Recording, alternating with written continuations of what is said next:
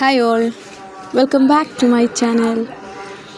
ഇന്ന് നമ്മുടെ വീട്ടിൽ ഉണ്ടായിട്ടുള്ള നമ്മൾ വളർത്തുന്ന കുറച്ച് റോസാ ചെടികളെ പരിചയപ്പെടുത്തി തരാം. ഗാർഡനിങ് ഇഷ്ടമുള്ള എല്ലാവരും ബേസിക്കായിട്ട് തന്നെ സ്റ്റാർട്ട് ചെയ്യുന്ന ഒരു ചെടിയാണ് റോസ് പ്ലാന്റ്. നാടൻ റോസയാണെങ്കിൽ അത്രയധികം കെയർ ഇല്ലാതെ തന്നെ നമുക്ക് ഒരുപാട് പൂക്കൾ കിട്ടും. എന്നാൽ ഗ്രാഫ്റ്റഡ് ബട്ടഡ് റോസസ് ഒക്കെ ആണെങ്കിൽ നമ്മൾ കുറച്ച് പണിയെടുക്കേണ്ടി വരും. നിങ്ങളിപ്പോൾ കണ്ടുകൊണ്ടിരിക്കുന്നത് സ്മോൾ ബട്ടൺ റോസാണ്. ഇതിൽ നന്നായിട്ട് നിറയെ പൂക്കളുണ്ടാവും. പിന്നെ നമ്മളെപ്പോഴും ശ്രദ്ധിക്കേണ്ട കാര്യം, ഒരുപാട് അസുഖങ്ങൾ റോസ ചെടിക്ക് ഉണ്ടാവും. അങ്ങനെ എൻ്റെ ഒരു അസുഖം ബാധിച്ച് തുടങ്ങിയ ഒരു ഓറഞ്ച് റോസയാണത്. പിന്നെ ഈ കണ്ടുകൊണ്ടിരിക്കുന്നത് വൈറ്റ് കളറിൽ, അതായത് baby pink and white mix കളറിൽ വരുന്ന ഒരു നാടൻ റോസയാണ്.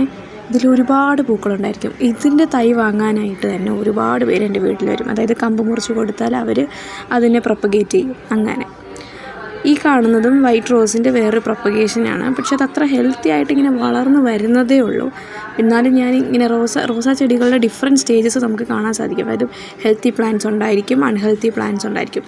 അത് മനസ്സിലാക്കിയിട്ട് റോസ് കെയറിനെ കുറിച്ച് നന്നായിട്ട് അറിഞ്ഞിട്ട് വേണം നമ്മൾ ഈ നാടൻ റോസ് അല്ലാത്ത റോസുകളെ വളർത്തുമ്പോഴേ ശ്രദ്ധിക്കേണ്ടത്. ഇത് നാടൻ റോസാണ്, അതുകൊണ്ട് തന്നെ ഇതാ നിറയെ മൊട്ടിട്ട് നിൽക്കുന്നതാണ്. അതായത് മൊട്ടിട്ട് പൂ വിരിഞ്ഞതാണ് നമ്മൾ കണ്ടുകൊണ്ടിരിക്കുന്നത്.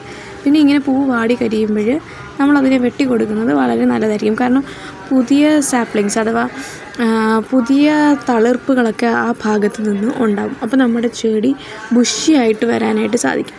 എൻ്റെ ഈ ചെടിയിൽ ഒരു സൈഡ് മാത്രം ഭയങ്കര ബുഷിയാണ്, അപ്പുറത്തെ സൈഡ് ബുഷിയല്ല. പിന്നെ ഈ ഓറഞ്ച് റോസ ഇപ്പം നശിക്കും എന്നൊരു സ്റ്റേജിൽ നിന്ന് വീണ്ടും അത് തന്നെ കിളിച്ച് വരും. അങ്ങനെയാണ്. പിന്നെ നാച്ചുറൽ ഫെർട്ടിലൈസേഴ്സും കെമിക്കൽ ഫെർട്ടിലൈസേഴ്സും ഞാൻ റോസ് പ്ലാന്റ്സിന് ഉപയോഗിക്കാറുണ്ട്.